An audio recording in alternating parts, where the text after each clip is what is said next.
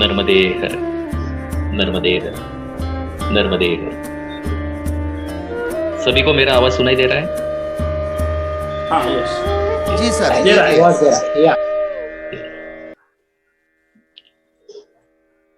Bhavsar vision India प्रस्तुत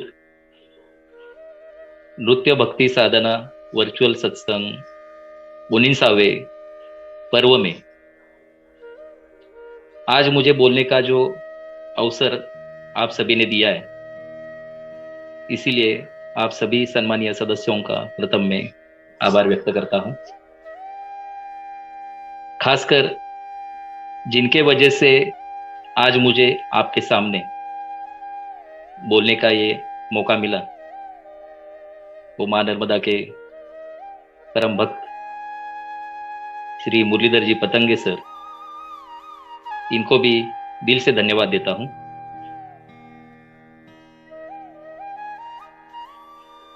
आज के इस स्पिरिचुअल टॉक यानी आध्यात्मिक सत्संग में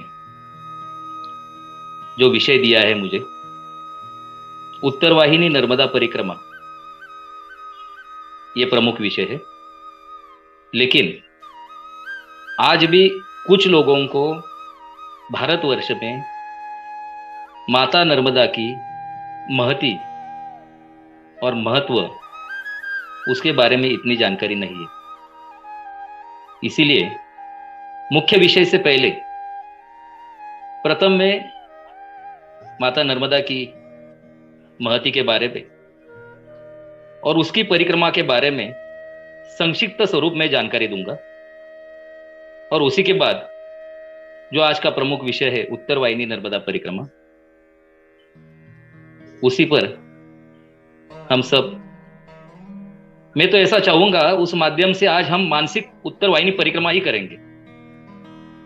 तो आप सब तैयार है उत्तरवाहिनी नर्मदा परिक्रमा करने के लिए? डेफिनेटली, हाँ सर, तैयार है।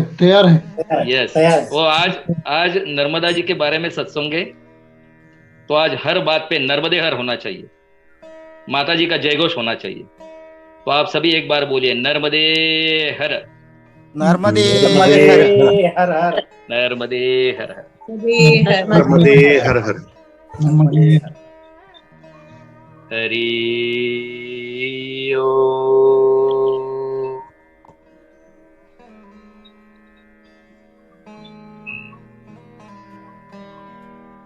हरि हरि ओ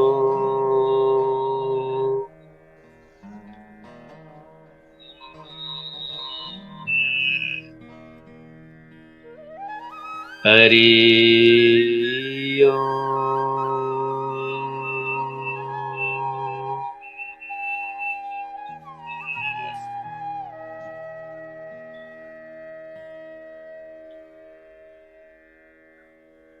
इस पृथ्वी पर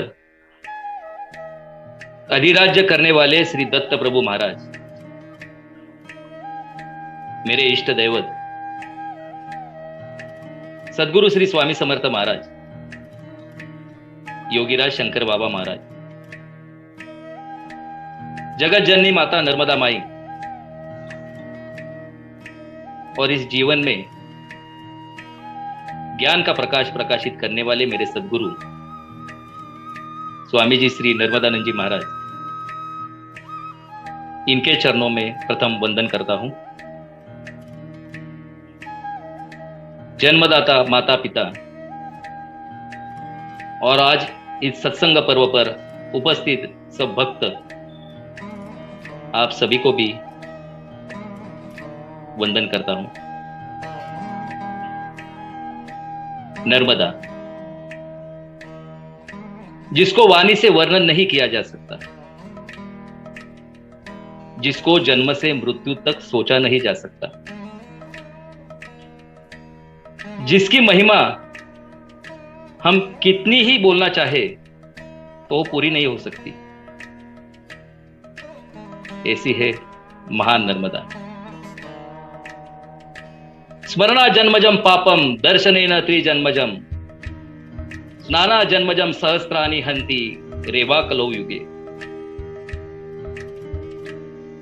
अर्थात जिसके केवल स्मरण मात्र से इस जन्म के सारे पाप, उसके मंगल दर्शन से 3 जन्म किए पाप और उसके पवित्र जल से स्नान करने से हजारों वर्षों तक पापों का हरण करने वाली माता नर्मदा इस घोर कलयुग में भी विराजमान है। गया गंगा कुरुक्षेत्रे नैमिषे पुष्करे तथा तत्पुण्यम लभते सर्व नर्मदा कुल दर्शनात्। अर्थात गया, गंगा, कुरुक्षेत्र, नैमिषारण्य, पुष्करादि सर्व तीर्थों की यात्रा केवल नर्मदा मैया के तट पर ही प्राप्त हो जाती है।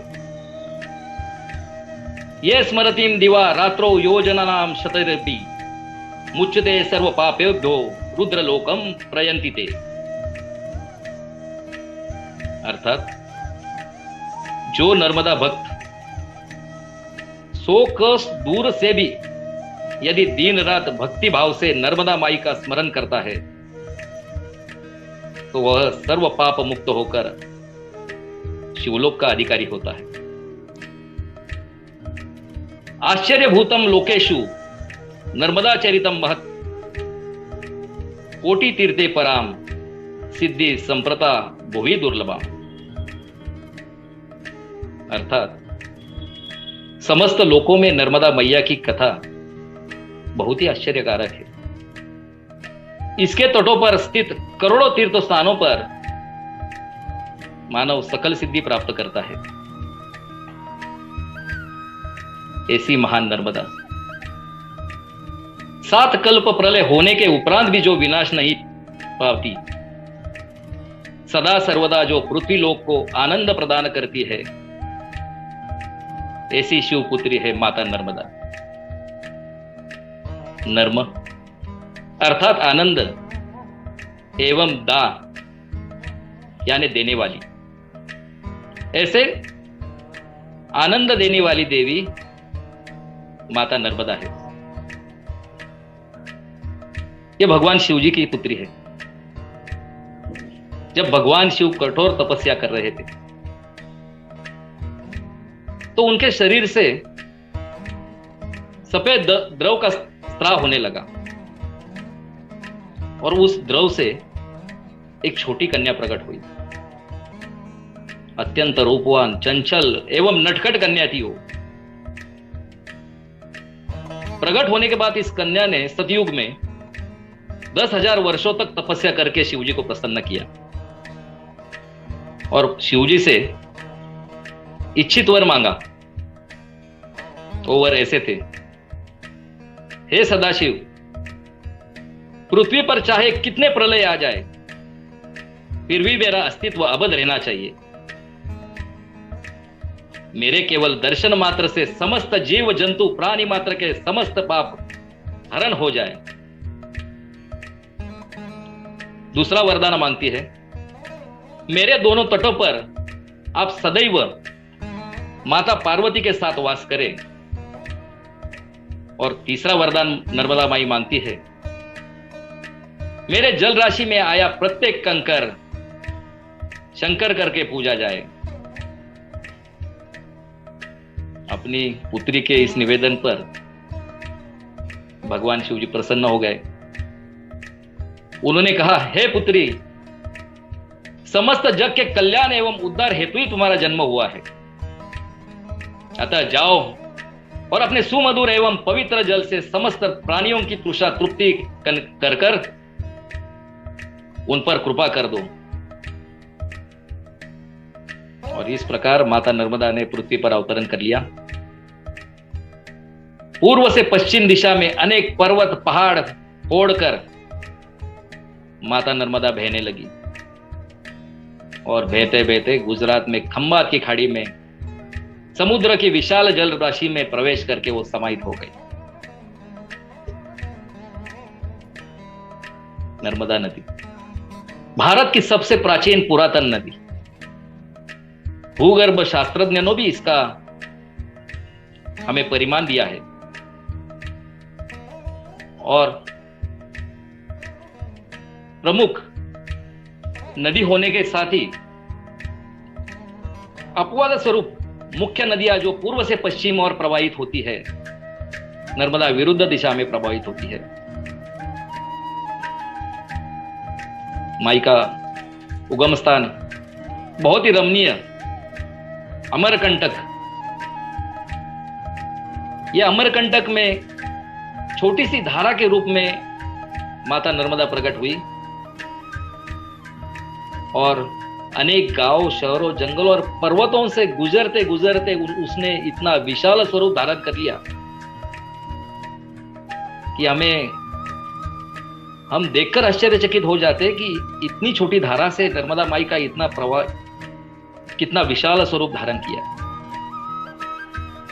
इस यात्रा में कभी वो बाल स्वरूप में दिखती है,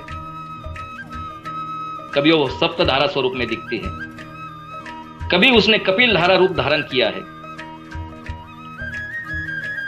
शूलपानेश्वर की ऊंची ऊंची पहाड़ों में गुजरते नर्मदा माई ने भारत माता का नक्शा ही बना दिया है।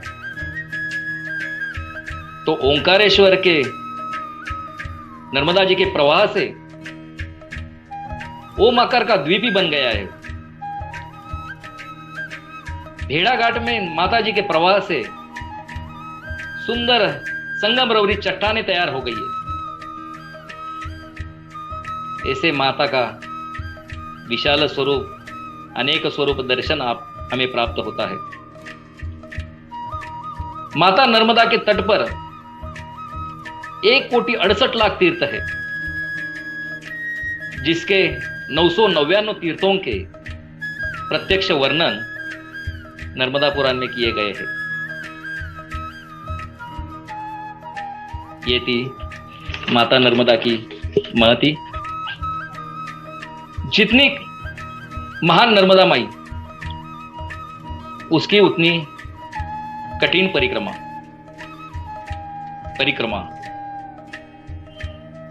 यानी प्रदक्षिणा। हम जब मंदिर में जाते हैं, भगवान के दर्शन करते हैं, तो भगवान को हम प्रदक्षिणा करते हैं, उसे ही परिक्रमा बोलते हैं। विश्व की एकमात्र नदी, भारत की एकमात्र नदी जिसकी परिक्रमा होती है, जिसकी प्रदक्षिणा होती है। भारत की एकमात्र नदी जिसके ऊपर पुराण लिखा गया है। नर्मदा माई का परिक्रमा मार्ग 3200 किलोमीटर का है। अत्यंत कठिन, कष्टप्रद और जीवन का परीक्षण लेने वाली यह परिक्रमा है। परिक्रमावासी संकल्प लेकर परिक्रमा उठाते हैं। ज्यादातर परिक्रमावासी परिक्रमा ओंकारेश्वर से उठाते हैं, क्योंकि परिक्रमा पूर्ण होने के बाद जल चढ़ाने के लिए ओंकारेश्वर पर आना पड़ता है। शास्त्रोक्त परिक्रमा 3 साल 3 महीने और 13 दिन की है। लेकिन हम संसारी आदमी अपनी क्षमता अनुसार और संसार के नियमानुसार 4 से 6 महीनों में उसे पूरा करते हैं। लेकिन इस 4 से 6 महीने में हम परिक्रमा उठाते हैं तो सब मैया के भरोसे निर्भर हो जाते हैं। जब परिक्रमा में चलते हैं तो हमें पता नहीं होता कि आज हमें किधर रहना है, आज हमें कौन खाना खिलाने वाला है। ये सब 4 महीने माता जी का नियोजन होता है और हर दिन हर पल परिक्रमावासी माता नर्मदा का अनुभव करता है और उनका अनुभव रहता है कि ये 4 महीने हमें संभालती है। तो ऐसी उसकी कठिन परिक्रमा हमें संसारी रहने के कारण, स्वास्थ्य और व्यस्तता कारण सबको संभव नहीं है, क्योंकि इस परिक्रमा में हमें हर रोज भौगोलिक परिस्थिति अलग है। हमें कई जंगल पार करने होते, कई पहाड़ों से गुजरना पड़ता है और 4 महीने 6 महीने जो भी हमें समय लगेगा, इस समय में हम संन्यास्त जीवन जगते हैं। तो ऐसी है उसकी कठिन परिक्रमा, उत्तरवाहिनी नर्मदा परिक्रमा। जिन भाविकों को माता नर्मदा की परिक्रमा कठिन है लेकिन करने की बहुत इच्छा है, तो माता नर्मदा की उत्तरवाहिनी परिक्रमा भी बहुत सुंदर है, जो आज का मुख्य विषय है। तो मैंने थोड़ा संक्षिप्त स्वरूप में माता नर्मदा की महती और उसके परिक्रमा की जानकारी आपको दी, लेकिन इसके बारे में विस्तृत जानकारी मुझे ऐसे लगता है पतंगे सर अगले कुछ सत्संग पर्व में जरूर आपको शेयर करेंगे, क्योंकि माता नर्मदा जी का महत्व और उसके परिक्रमा का पूर्ण परिक्रमा का स्वरूप, इस पर चर्चा करने के लिए मेरे ख्याल से आपके इधर से सत्संग में 2-3 पर्व तो भी चाहिए। इतना उसका महत्व और इसके तीर्थ स्थानों का पुराणों में महत्व लिखा है। तो आज का जो प्रमुख विषय है उत्तरवाहिनी नर्मदा परिक्रमा, इसके बारे में हम अभी जानकारी लेते हैं। जो नदी जहां जहां उत्तर दिशा में बहती है उसे बहुत पवित्र माना गया है, वो बहुत पुण्यदायी मानी गई है। ऐसे कहते हैं साक्षात भगवान, देव, गंधर्व, दानव पृथ्वी पर उसके स्नान दर्शन करने के लिए आते हैं। ऐसे नर्मदा जी तिलकवाड़ा क्षेत्र में और गंगा जी कुरुक्षेत्र में उत्तर दिशा में बहती है। लेकिन चमत्कार ऐसा है, नर्मदा जी तिलकवाड़ा क्षेत्र में, तिलकवाड़ा, रामपुरा तिलकवाड़ा, यह नर्मदा जी का उत्तरवाहिनी क्षेत्र है। इसी क्षेत्र में वो चैत्र मास में 1 महीने के लिए आपको उत्तरवाहिनी दिशा में बहती हुई दिखेगी, और चैत्र मास खत्म होने के बाद उसका प्रवाह पूर्ववत बहते हुए दिखेगा आपको। तो यह चमत्कार साल में एक ही बार होता है, इसीलिए उसकी परिक्रमा करने का पर्व होता है। यह परिक्रमा गुजरात में तो बहुत प्रचलित है, 100 सालों से चल रही है। और आज हमारे महाराष्ट्र में जैसे पूरी नर्मदा की परिक्रमा के बारे में और नर्मदा जी के बारे में महत्व बढ़ रहा है, तो वैसे ही उत्तरवाहिनी नर्मदा परिक्रमा के बारे में महत्व बढ़ता जा रहा है, क्योंकि ये 1 दिन की परिक्रमा है, 21 किलोमीटर की है, बड़े परिक्रमा का मार्ग ही है। इसे हमें परिक्रमा का आनंद भी मिलता है और हमारी क्षमता भी समझती है कि हम परिक्रमा कर सकते या नहीं कर सकते। और दूसरी बात, इसका जो शास्त्रोक्त महत्व है वो हम आगे देखेंगे, जो माता नर्मदा जी का आशीर्वाद है और पुराण में उल्लेख भी है। उदीची नर्मदा यत्र प्रतीची यत्र जाह्नवी, क्षेत्रम गच्छ नृपश्रेष्ठ प्राची यत्र सरस्वती। अर्थात जिस स्थान पर नर्मदा उत्तर वाहिनी एवं गंगा नदी पश्चिम वाहिनी होती है, वहां पर प्राची सरस्वती का वास माना जाता है। यत्रस्ते भगवान विष्णु रेवा चोत्तर वाहिनी, तत्र स्नात्वा महाराज वैष्णवम लोकमा पुण्यात। अर्थात जहां पर नर्मदा उत्तर वाहिनी है, उस स्थान पर भगवान विष्णु का वास होकर स्नान करने से विष्णु लोक की प्राप्ति होती है। नर्मदा पुराण में माता नर्मदा की उत्तर वाहिनी परिक्रमा के बारे में जो आख्यायिका है वो ऐसी है। त्रेता युग में एक बलि नाम का राजा था। उसे एक रेवती नामक सुंदर सर्वगुण संपन्न कन्या थी, परंतु उसकी असामान्य ऊंचाई के कारण उसके विवाह संबंधों में बाधा कर रही थी। राजा इसी कारण बहुत चिंताग्रस्त थे। उन्होंने ब्रह्मा जी से कठोर तपस्या करके प्रसन्न किया भगवान ब्रह्मर्षि प्रसन्न हो गए और उन्होंने कहा, राजन, किस समस्या के लिए मुझे आपने बुलाया है?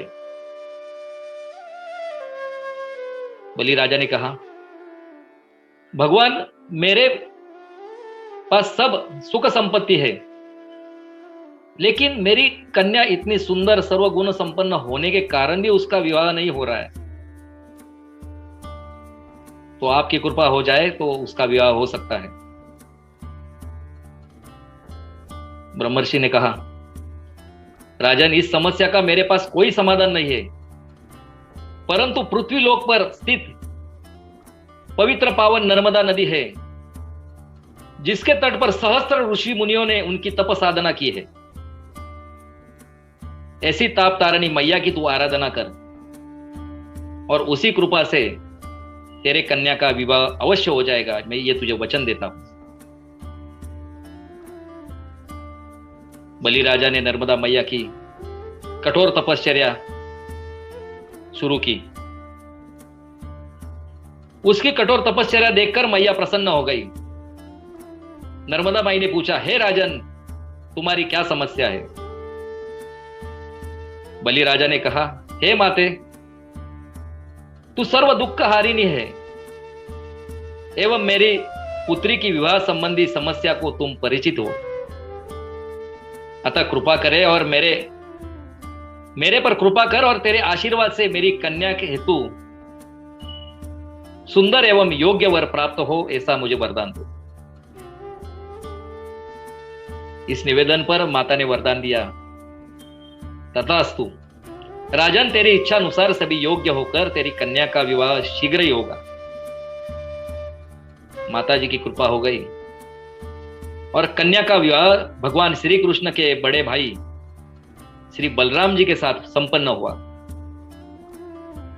मैया के आशीर्वाद से सब कार्य विधिवत पूर्ण हो गया। बलि राजा ने नर्मदा मैया की फिर आराधना की। मैया प्रकट हो गई और पूछा, हे राजन, तेरे सब कार्य अभी मन पूर्वक पूर्ण हो चुके हैं, फिर भी तुम मेरी आराधना क्यों कर रहे हो? इस पर बलि राजा कहते हैं, हे नर्मदा मैया, तेरी लीला महिमा अपरंपार अगाध है। जो भी तेरी तप साधना आराधना करता है उसकी इच्छा तू तुरंत पूर्ण कर देती है। परंतु माते, इस पृथ्वी पर सबसे कठिन एवं कष्टप्रद परिक्रमा रहेगी तो है तेरी नर्मदा परिक्रमा। अतः जिन भाविकों को यह परिक्रमा करने की इच्छा है लेकिन अपने असमर्थता से कारण वो पूरी नहीं कर सकते, तो आप उन पर कृपा दृष्टि करो और उनको ऐसा वरदान दो कि वो भी परिक्रमा कर सके। तो इस पर माता कहती है, आपका क्या विचार है? आपके मन में क्या है? इस पर बलि राजा कहते हैं कि जिस स्थान पर आप उत्तर वाहिनी प्रवाहित होती हो वह स्थान एवं सर्वतट अत्यंत पवित्र माने गए हैं। आप अपने भक्तों को ऐसा आशीर्वाद दो कि जो इस क्षेत्र की परिक्रमा करेगा उसे पूर्ण नर्मदा परिक्रमा का फल प्राप्त हो जाए। राजा बलि के इस निवेदन पर नर्मदा माई तो अत्यंत प्रसन्न हो गई। हे राजन, मेरी परिक्रमा के बारे में तेरी भावना और विचार कितने उच्च है। तेरी इच्छा से तो मैं अति प्रसन्न हुई हूं। तदनुसार जो भाविक चैत्र मास में मेरी उत्तर वाहिनी परिक्रमा करेगा उसे मैं पूर्ण परिक्रमा करने का फल प्राप्त होगा, ऐसा आशीर्वाद देती हूं। और इसी प्रकार नर्मदा जी ने आशीर्वाद दिया कि आज से जो कोई मेरी उत्तर वाहिनी नर्मदा परिक्रमा करेगा उसे पूर्ण परिक्रमा का फल प्राप्त होगा। दूध पिता रनिंग करत कुठे इथेच त्याला रनिंग असं केला आता दूध देऊन दे. दूध पिल्यावर पाणीपुरी केले पाणीपुरी खा लेते अंतर का तो पानी तसं हेलो. नाका आता कवा संपता है और इसी प्रकार माता नर्मदा जी की उत्तर वाहिनी परिक्रमा का प्रारंभ हुआ। यह परिक्रमा गुजरात राज्य के तिलकवाड़ा क्षेत्र से प्रारंभ होती है। तिलकवाड़ा क्षेत्र क्यों कहा गया है इसको? एक तो माता नर्मदा जी का उत्तर वाहिनी प्रवाह, और दूसरा परम पूज्य वासुदेवानंद टेमे स्वामी महाराज जो दत्त अवतारी थे, इन्होंने सन 1897 में इधर चातुर्मास किया था। इसी कारण से इस स्थान का महत्व बढ़ गया। इस क्षेत्र से नर्मदा जी की उत्तर वाहिनी परिक्रमा होती है। तिलकवाड़ा रामपुरा तिलकवाड़ा ऐसे 21 किलोमीटर की यह परिक्रमा होती है। परिक्रमा के पूर्व जैसे हम पूर्ण परिक्रमा करते हैं, उस अनुसार संकल्प किया जाता है। यह संकल्प पंडित जी द्वारा, नहीं तो हम मानसिक संकल्प भी नर्मदा जी के सामने हाथ जोड़कर कर सकते हैं। हे माता, परिक्रमा करते समय यदि कोई त्रुटि हो जाए तो हमें क्षमा कर, ऐसा हम मानसिक संकल्प करके भी परिक्रमा शुरू कर सकते हैं। और इस संकल्प के उपरांत परिक्रमा प्रारंभ हो जाती है। प्रथम तिलकवाड़ा से 10 किलोमीटर उत्तर तट, और उत्तर तट समाप्ति के बाद हम नाव से दक्षिण तट पर जाते हैं, और दक्षिण तट से 11 किलोमीटर चलने के बाद हम नाव से वापस उत्तर तट पर आते हैं।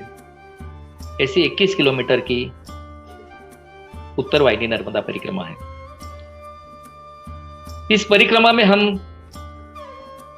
हमें सुबह अनेक आश्रमों के दर्शन, मंदिरों के दर्शन, जिसका नर्मदा पुराण में स्पष्ट उल्लेख है, अनेक साधु संतों के दर्शन और उनके साथ सत्संग करने का आनंद अनुभव प्राप्त होता है। यह हुई उत्तर वाहिनी नर्मदा परिक्रमा की महती और उसकी जानकारी। अभी हम मानसिक रूप से उत्तर वाहिनी परिक्रमा आरंभ करेंगे। उसके तटों के ऊपर जो हमें तीर्थ क्षेत्र लगते हैं, उनकी जानकारी सुनते सुनते हम परिक्रमा करेंगे। प्रथम हम मानसिक संकल्प करके उत्तर वाहिनी परिक्रमा आरंभ कर रहे हैं। सुबह उठकर करीब 4:30-5 बजे ब्रह्म मुहूर्त पर हम तिलकवाड़ा आश्रम से बाहर निकलते हैं। माता नर्मदा जी का जयघोष करते नर्मदे हर कर हमारा पड़ाव चालू होता है। परिक्रमा का पहला पड़ाव यानी पहला ठिकान जिधर हम दर्शन करने जाते हैं। परिक्रमा का पहला स्थान गौतमेश्वर महादेव मंदिर, जो उत्तर वाहिनी उत्तर तट पर हमें लगने वाला पहला स्थान है। गौतम ऋषि की तपस्या स्थली, जिस स्थान पर गौतम ऋषि अपने पत्नी के साथ रहते हुए साधना कर रहे थे, ऐसा यह स्थान। एक बार गौतम ऋषि ने अपनी पत्नी अहिल्या के बारे में, उसके चरित्र के बारे में उन पर संदेह कर उन्हें शाप दिया था कि तुम शिला हो जाओ, तुम शिला होकर मार्ग में पड़ी रहोगी। तदनुसार अहिल्या यहां घोर वन में शिला बनकर पड़ी थी, लेकिन तप साधना करने के बाद भगवान ब्रह्मा विष्णु महेश प्रसन्न होकर उन्होंने गौतम ऋषि जी को समझाया कि आपकी पत्नी अहिल्या एक पतिव्रता स्त्री है, आप किसी भी प्रकार का संदेह न करते हुए उसको स्वीकार करो। गौतम ऋषि जी को अपनी गलती का एहसास हुआ और उन्होंने उनकी पत्नी को स्वीकार किया। लेकिन उन्होंने एक भगवान को इच्छा बोलकर बताई, हे भगवान, आप प्रसन्न हुए तो मुझे एक आशीर्वाद ऐसा दीजिए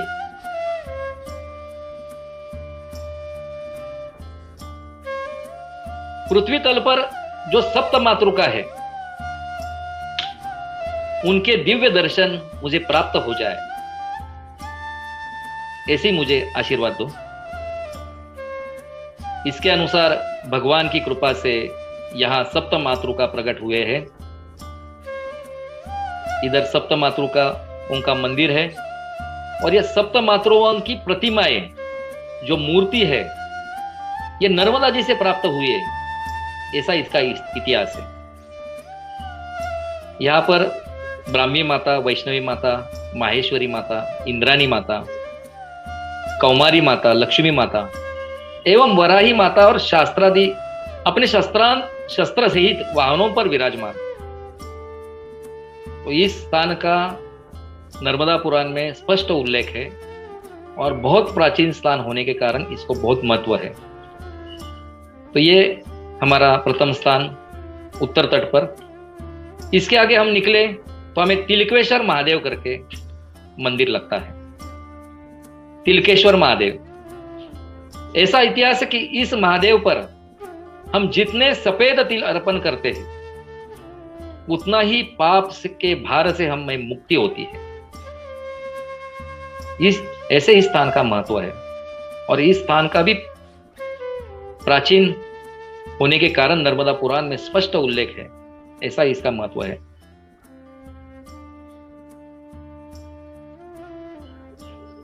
अभी इसके पहले हमने देखा जो गौतमेश्वर महादेव और तिलकेश्वर महादेव, ये हम सुबह जल्दी परिक्रमा में निकलते हैं इसलिए हमें ये मंदिर बंद दिखाई देते हैं, लेकिन परिक्रमा पूर्ण करने के पश्चात हम उधर ही वापिस आते हैं तिलकवाड़ा क्षेत्र में। जिस आश्रम से हम परिक्रमा चालू करते हैं वासुदेव कुटीर निवास, उधर ही हम आते हैं, तो अतः हम अंत में उसका दर्शन प्राप्त कर सकते हैं। इसके आगे का स्थान है मणि नागेश्वर मंदिर। परिक्रमा मार्ग का तीसरा पड़ाव यानी तीसरा स्थान मणि नागेश्वर। इस स्थान का भी नर्मदा पुराण में स्पष्ट उल्लेख है। इसकी आख्यायिका तो बहुत बड़ी है। अभी अपने पास समय भी कम है, हम अभी उत्तर तट पर ही चल रहे हैं। हमारा उत्तर तट का तीसरा ही पड़ाव है, हमें और दक्षिण तट भी चलना है। तो इसके बारे में मैं ज्यादा विस्तृत जानकारी नहीं दूंगा क्योंकि इसकी आख्यायिका बहुत बड़ी है, लेकिन नर्मदा पुराण में इस स्थान का स्पष्ट उल्लेख है, मणि नागेश्वर मंदिर। नर्मदा का हर कंकर है शंकर, इस उक्ति से नर्मदा परिक्रमा के मार्ग पर हमें जगह जगह पर शिवजी के मंदिर पाए जाते हैं। लेकिन परिक्रमा हमें कैसे करना है? परिक्रमा हमें करना है, हमें परिक्रमा करते समय दौड़ना नहीं है। परिक्रमा हमें आराम से करना है। रास्ते में जो मंदिर लगते हैं उनसे हमें दर्शन लेके, वहां के साधु संतों के दर्शन लेके हमें परिक्रमा करना है। मणि नागेश्वर का दर्शन करके हम अगले पड़ाव पर जाते हैं, खोडियार माता मंदिर। अभी लगभग समय होता है, चौथे स्थान पर हम आए हैं। ऐसा समझे हम 5 बजे सुबह निकले हैं परिक्रमा मार्ग पर, अभी लगभग 6 बजने लगे हैं। सब पगडंडी वाला रास्ता है, खेतों में से रास्ता जा रहा है। नर्मदा जी अपने राइट साइड में और हम उसके लेफ्ट साइड से उसको प्रदक्षिणा कर रहे हैं। ये पूर्ण परिक्रमा मार्ग ही है। अभी हम चौथे स्थान पर आए हैं, खोडियार माता मंदिर। ये स्थान भवानी माता का मंदिर है। इधर महंत सोमाबाई वाडिया और उनकी वृद्ध पत्नी हमें बुला बुला कर जलपान सेवा और शरबत सेवा लेने के लिए आग्रह करते हैं। मां नर्मदा के तट पर आप किधर भी जाओ, नर्मदा परिक्रमा वासियों के बारे में इतना सुंदर भाव है। वो अपने हमें आग्रह करके बुलाते हैं कि आप सेवा पाइए, और हमारा कर्तव्य बनता है हम अपनी तरफ से हो सके उतनी उनकी सेवा प्राप्त करें। उनके तरफ से सेवा लेकर हम अभी आगे निकलते हैं। यह है महंत सोमाबाई वाडिया उड़ियार माता मंदिर। बहुत ही एकांत में स्थान है, एक जगह में स्थान है। दोनों पत्नी पत्नी ही रहते हैं, लेकिन बहुत सुंदर सेवा देते हैं, आग्रह करते हैं हमें रहने के लिए। अभी परिक्रमा मार्ग में आगे छोटे छोटे घर लगते हैं हमें, किधर साफ सफाई चालू होती है, किधर गाय भैंसों को चारा पानी देना चालू होता है, दूध दुहना चालू होता है। कई ग्रामवासी दिखाई देते हैं तो हमें वो खुद अभिवादन करते हैं, नर्मदे हर, हमें अभिवादन करते हैं। उनका अभिवादन स्वीकार करके हम आगे निकलते हैं। आगे निकलते निकलते हमें खेतों में से, पगडंडी वाले रास्तों में से निकल कर कई तरफ डामरी सड़क भी लग जाता है। उधर कुछ सेवाधारी लोग खेत में आकर बैठे हुए रहते हैं और जबरदस्ती से हमें सेवा लेने को लगाते ही है। बाबूजी चाय पानी ले, बाबूजी नाश्ता करो, बाबूजी ये करो, बाबूजी वो करो। हम हाथ जोड़ेंगे, विनंती करेंगे, नर्मदे हर बाबा जी, हमने पीछे सेवा लिए नहीं बोले, हम हमारी सेवा स्वीकार करो, हम उसके सिवा हम छोड़ेंगे नहीं आप। तो ऐसे प्यार भरी जबरदस्ती करके हमें सेवा लेने का आग्रह करते हैं। तो उनकी सेवा लेकर हम आगे निकलते हैं। अभी हमारा रास्ता परिक्रमा का उत्तर तट परिक्रमा मार्ग का आखिरी पड़ाव, आखिरी स्थान कपिलेश्वर महादेव मंदिर के तरफ हम बढ़ रहे हैं। ये अभी स्क्रीन पर दिख रहा है, ये उत्तर तट का परिक्रमा मार्ग है। जो मैंने बताया अभी कि हम खेतों में से जाते हैं, पगडंडी वाला रास्ता लगता है, किधर किधर सब आजू बाजू में झाड़ी रहती है। कपिलेश्वर महादेव आश्रम मां नर्मदा के किनारे पर बसा अत्यंत सुंदर रमणीय आश्रम। करीब 200 साल पुराना ये आश्रम। आजू बाजू के सब परिसर में जंगल और झाड़ी है। कपिल मुनि जब यहां पर आए थे, यहां पर जंगल और स्मशान भूमि थी। यह स्थान अत्यंत रमणीय और एकांत होने के कारण उनको ऐसे लगा कि मैं यहां ही तपस्या करूं। कपिल मुनि द्वारा तपस्या किए जाने के कारण यह सिद्ध भूमि हो गई है। कपिल मुनि जी ने यहां शिवलिंग स्थापित किया, इसलिए इसको कपिलेश्वर महादेव कहा जाता है। यहां पर माता नर्मदा माता, भगवान राम, सीता और हनुमान जी के भी मंदिर है। यहां पर भी परिक्रमावासियों के लिए जलपान शरबत सेवा की जाती है। यहां पर हम थोड़ी विश्रांति लेंगे और विश्रांति लेके परिक्रमावासी आगे निकलते हैं। तो हम भी ऐसा एहसास करेंगे। अभी हम करीब 5-7 किलोमीटर की यात्रा करके आए, तो हम थोड़ा विश्राम करेंगे और विश्राम होने के बाद हम आगे परिक्रमा में निकलेंगे। आश्रम से कुछ सीढ़ियां उतरने के बाद हम पहुंच जाते हैं बिल्कुल नर्मदा के तट पर। मैया का सुंदर मनोहरी दृश्य देखकर हम मोहित हो जाते हैं। सभी थकान दूर कर देती है माता नर्मदा। उसका शीतल जल, उसकी शीतल हवा हमें एक अलग एहसास देती है। सूर्योदय का सुंदर दृश्य, मनोरम दृश्य उसके जल राशि में प्रतिबिंबित होकर अविस्मरणीय दृश्य छटा देता है। सामने तट पर मंदिरों में सुमधुर घंटानाद एवं आरती के स्वर सुनाई देते हैं और ऐसे सुंदर वातावरण में हमारी परिक्रमा आगे शुरू हो जाती है। ऐसे क्षण में हमें ऐसा लगता है कि बस मां तेरे सामने ही बैठ जाऊं, मुझे अभी आगे चलने की इच्छा नहीं है। बाजू में जोर जोर से घंटानाद, आगे के तट से मां नर्मदा जी की आरती, ओम जय जगदानंदी, ओम हे मैया जय आनंद गंदी, ब्रह्मा हरिहर शंकर रेवा शिव हरि शंकर रुद्री, ओ मैया जगदानंद, हे जगदानंदी, हे आनंदमयी माता नर्मदा, आज तेरी साक्ष्य से तेरे साथ में मैं उत्तर वाहिनी परिक्रमा कर रहा हूं।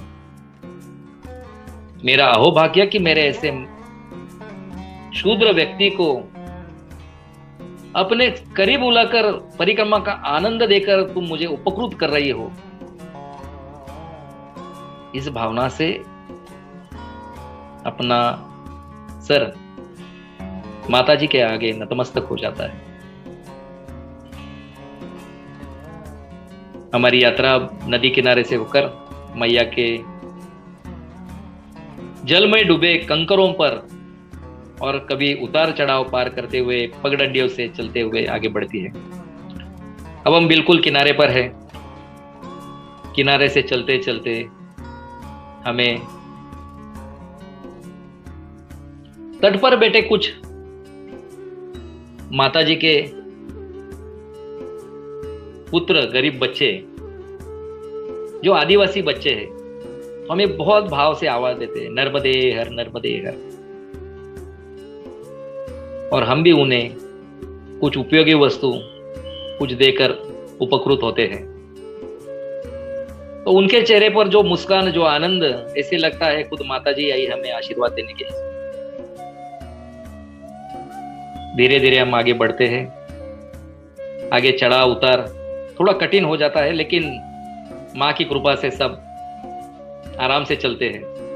कुछ एहसास ही नहीं कि हम इतने चलकर आए। हम 2 घंटे हो गए चल रहे हैं, कुछ एहसास नहीं। हम 11 किलोमीटर चल रहे हैं, एहसास नहीं। 10 किलोमीटर चल रहे हैं। धीरे धीरे चलते चलते हम, ये जो अभी स्क्रीन पर फोटो है उत्तर वाहिनी तट का ही फोटो है, लेकिन ये कम से कम 5 साल पहले का फोटो रहेगा। तो इसमें अभी हर साल माता जी के जल के भराव के कारण से अलग अलग प्रकृति में चेंज होता है।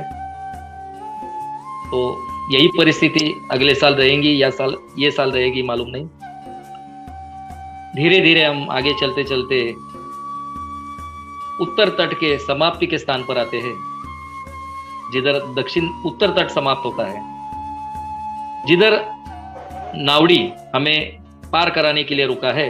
यह है उत्तर तट समाप्ति का स्थान, जिधर 10 किलोमीटर का पड़ाव खत्म होता है और उत्तर तट की समाप्ति होती है।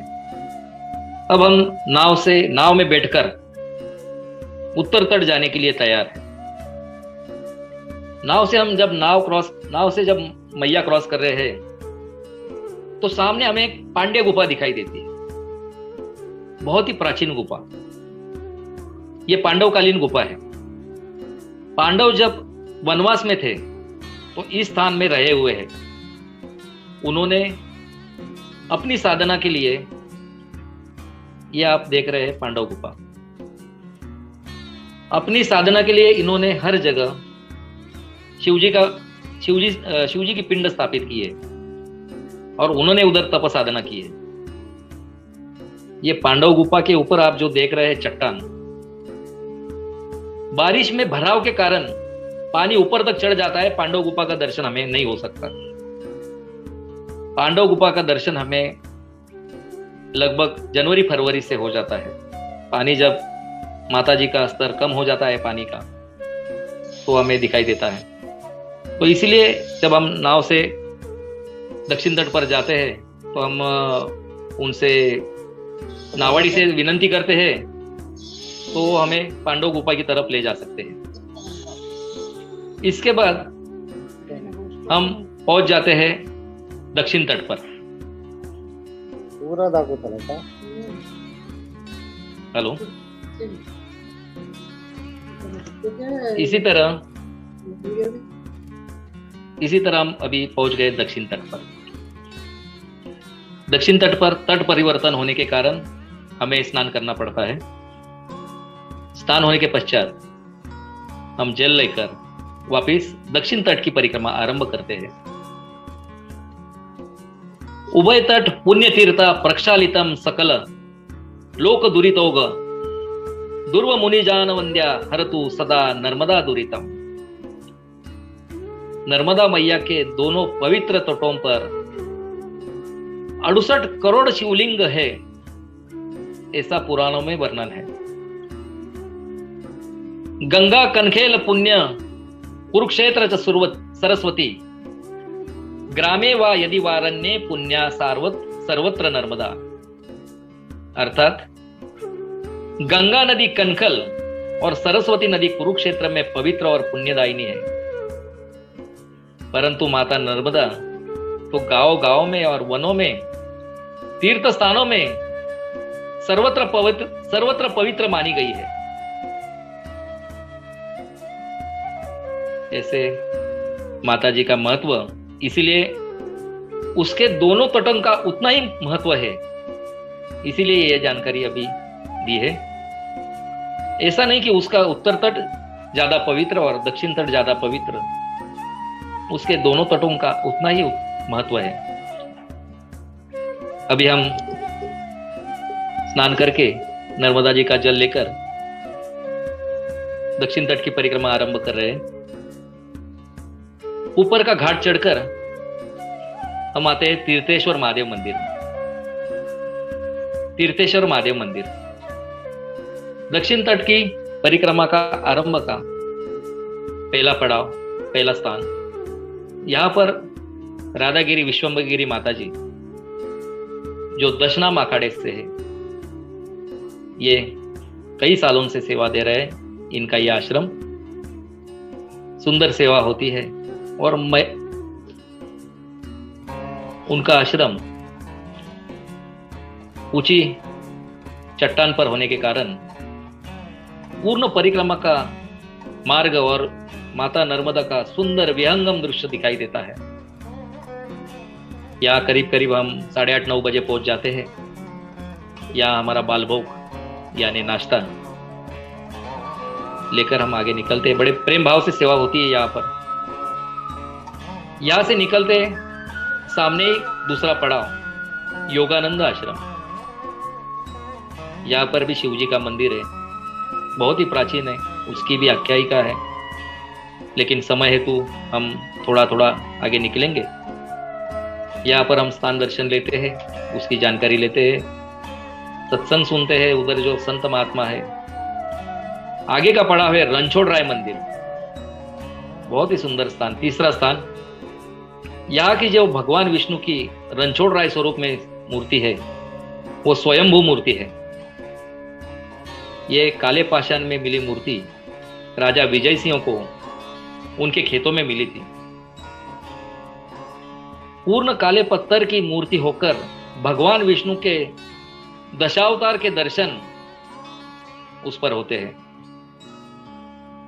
यह सब देखकर मन बहुत प्रसन्न हो जाता है, थकान दूर हो जाती है।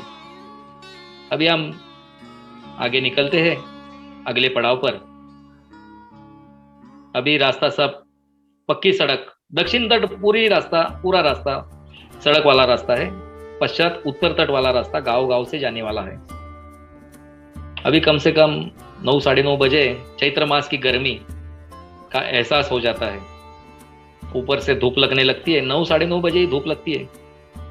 और तब हमें समझता है कि माता नर्मदा की परिक्रमा कितनी कठिन है और लोग इसकी 3200 किलोमीटर की परिक्रमा कैसे करते हैं।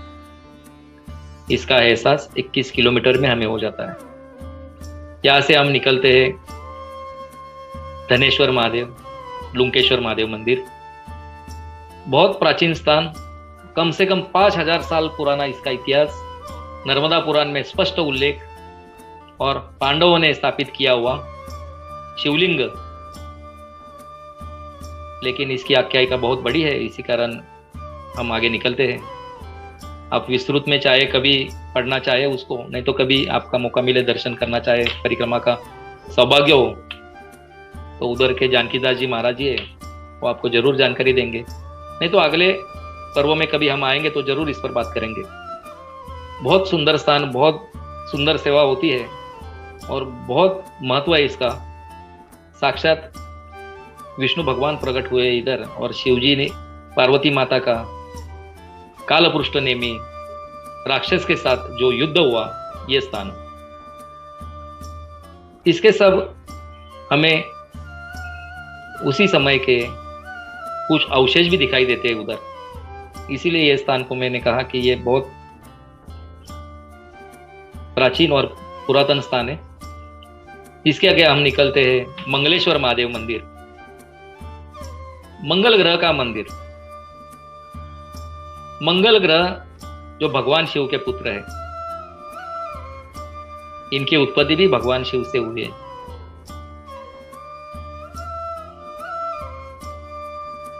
भगवान शिव के आशीर्वाद से मंगल ग्रह ने या शिव जी की स्थापना की, इसीलिए इसे मंगलेश्वर महादेव कहा गया है। जिन व्यक्तियों को कठिन मंगल की पीड़ा है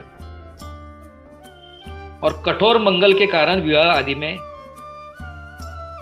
समस्या आती है, यदि यहां आकर वे पूजा विधि करें तो उनकी इच्छा पूर्ण होती है। ऐसा मंगल महादेव मंदिर का इतिहास है। इस स्थान से हम निकलते हैं, आगे तपोवन आश्रम हमें दिखाई पड़ता है। तपोवन आश्रम ये भी नर्मदा किनारे स्थित बहुत सुंदर, बहुत बड़ा आश्रम है। यहाँ के स्वामी जी, स्वामी पूर्णानंद सरस्वती महाराज, इन्हें खिड़की वाले बाबा भी कहते हैं, क्योंकि स्वामी जी केवल हर गुरुवार अपने निश्चित समय में ही जो कमरे की खिड़की है उससे ही दर्शन देते हैं। आज उनकी उम्र कम से कम 75 साल से आगे रहेगी, लेकिन उनकी नित्य साधना, नित्य कर्म जो भी है वो अपने कमरे में ही करते हैं। करीब करीब आज से 15 से 20 साल हुए अपने कमरे से वो बाहर आए नहीं बिल्कुल। तो इसीलिए उनको खिड़की वाले बाबा भी बोलते हैं। वो हर गुरुवार एक निश्चित स्वरूप में दर्शन देते हैं सब भक्तों को। बहुत बड़ा आश्रम, अपने महाराष्ट्र से इसी बहुत बड़ा भक्त परिवार जुड़ा है। यहाँ भी पालभोग, छाछ और भोजन प्रसादी की सेवा रहती है। हर आश्रम, हर मंदिर में हमें आग्रह होता है, जैसे जैसे समय रहता है उस अनुसार आग्रह होता है, भोजन पाइए, छाछ लीजिए, प्रसादी लिए, बाल भोग लीजिए। उनका आग्रह, उनकी सेवा स्वीकार करके हम आगे निकलते हैं। इधर साईं बाबा का बहुत सुंदर मंदिर है। कोई लोग बोलते हैं पूर्णानंद स्वामी जी शिरडी वाले साईं बाबा के भी अवतार हैं। ऐसे भी हमें उन भक्तों से जानकारी मिली है। उधर से हम आगे निकलते हैं। अभी धूप बढ़ जाती है, कम से कम 11, साढ़े 11, 12 बज गए। अभी सब स्थान के महत्व सुनते सुनते कब समय कैसे निकल जाता है। अभी धूप बढ़ गई है। रास्ते में एक छोटा सा हनुमान मंदिर लगता है। जगह जगह पर सेवा लेकर, छाछ लेकर, बालभोग लेकर हमें ना तो इच्छा रहती है अभी सेवा लेने की, लेकिन ये हनुमान मंदिर में गांव वाले मिलकर सेवा करते हैं। कुछ युवक लोग हमें आगे छोड़ते ही नहीं। हम आग्रह करेंगे हमें सेवा नहीं लेना है भाई, हमने अभी जस्ट छाछ पी के आया, अभी हमें पेट में जगह नहीं हमारे। तो बोलेंगे नहीं बाबूजी हमें नाराज मत कीजिए, कुछ ना कुछ सेवा पाइए हमसे। तो इतना आग्रह करके हमें बेटा ही देंगे वो, और हम हमारी सेवा करेंगे। उनकी सेवा लेकर हम आगे निकलते हैं। उधर से आगे है गोपालेश्वर महादेव मंदिर। क्षमा करना ओझा जी, हाँ क्षमा करना, क्योंकि टाइम की पाबंदी है। बस और बहुत सारे एक्टिविटीज है, क्योंकि बहुत इंटरेस्टिंग है सब्जेक्ट आपका। बस दो स्थान रह गए अभी। No, thing is, you are taking us on a virtual tour, Ozaji. Jarur. No, because it is very tough. People will start leaving. 7:15 is our time. Yes. Kindly don't mistake us. Yes. Thank you so much, sir, for your understanding. Okay. Hello sir Hello. 2-4 minute में conclude होता है तो conclude कर yes दीजिए। Yes complete होने को आया है, 2 ही स्थान रहे, मैं जस्ट कंप्लीट कर देता हूँ अभी। प्लीज प्लीज प्लीज प्रोसीड अच्छा, सर प्लीज। गोपालेश्वर स्थान, उसका भी प्राचीन नर्मदा पुराण में उल्लेख। ये स्थान से हम आगे निकल रहे हैं। ये स्थान से आगे निकले संत रामानंद आश्रम, बहुत ही पुराना आश्रम, इसका भी स्पष्ट उल्लेख नर्मदा पुराण में है। इसके बाद परिक्रमा मार्ग का सबसे आखिरी पड़ाव दक्षिण तट का संत सीताराम बाबा आश्रम, बहुत सुंदर आश्रम, बहुत सुंदर सेवा। लगभग हम दोपहर में पहुंच जाते हैं परिक्रमा मार्ग में, तो भोजन प्रसादी यहाँ हो जाती है। तो यहाँ से हम भोजन प्रसादी थोड़ा विश्राम लेने के बाद निकलते आगे, तो अभी करीब करीब 2 बज गए। ऊपर से आप यकीन कीजिए चैत्र मास की धूप निकली है और नीचे नर्मदा जी में तपे हुए पत्थर, तो हमें उसी समय समझ आता है कि परिक्रमा कितनी कठिन है। लेकिन वो पड़ाव पार करके हम दक्षिण तट खत्म करते हैं। दक्षिण तट से हम नाव से उत्तर तट आते हैं। उत्तर तट समाप्त होने के बाद हमें वापस स्नान करना पड़ता है और स्नान करने के बाद हमारी उत्तर वाहिनी नर्मदा परिक्रमा खत्म हो जाती है। इसके पश्चात हम जिस आश्रम से परिक्रमा चालू करते हैं, वासुदेव कुटीर निवास, वहां हम चढ़कर वापस आते हैं। परिक्रमा खत्म होने के बाद उधर दर्शन लेकर, स्वामी महाराज का दर्शन लेकर, उधर कन्या भोजन होता है, क्योंकि नर्मदा माई कन्या है, इसलिए उसको उसकी परिक्रमा करने के बाद कन्या पूजन करने का रिवाज है। तो कन्या पूजन हो जाता है और कन्या पूजन होते समय ऐसे हमें एहसास होता है कि माता नर्मदा जी उन कन्याओं के रूप में हमें आशीर्वाद देने के लिए आई है। तो ऐसी है उत्तर वाहिनी नर्मदा परिक्रमा। आज मुझे बोलने का अवसर दिया, इसीलिए आप सभी को बहुत बहुत धन्यवाद। माता नर्मदा जी की परिक्रमा के बारे में जानकारी होकर आपको भी इच्छा हो जाए कि माता जी के स्नान दर्शन होए, ऐसी माता जी के चरणों में प्रार्थना व्यक्त करता हूँ। और आप समय देंगे तो 1 मिनट में माता जी का स्तोत्र बोलकर समाप्ति करता हूँ, नहीं तो नर्मदे हर बोल के समाप्ति करता हूँ। आप बोलेंगे वैसे? नहीं बोलिएगा ऋषिकेश ओझा जी, प्लीज बोलिए। बस बस बस एक माता जी का स्तोत्र अभी बोलेंगे और समाप्ति हो जाएंगी। नर्मदायै नमः प्रातः, नर्मदायै नमो निशि, नमस्ते नर्मदे देवी, त्राहि मां भवसागरात्। रुद्रदेहात् समुत्पन्नम् सदा कलकलनिनादिनी, कौमारी स्वरूपे देवी, रेवा देवी नमोस्तुते। रेवे कृपा किन्न विधीयते त्वया, दीनो भवन्नेश जनः प्रतीक्षते। दृष्ट्वा रुदन्तं शिशुमात्मजं न किं, कारुण्यपूर्णा जननी त्वरायते, कारुण्यपूर्णा जननी त्वरायते। नर्मदे हर, नर्मदे हर, नर्मदे हर। सभी भक्तों को प्रणाम।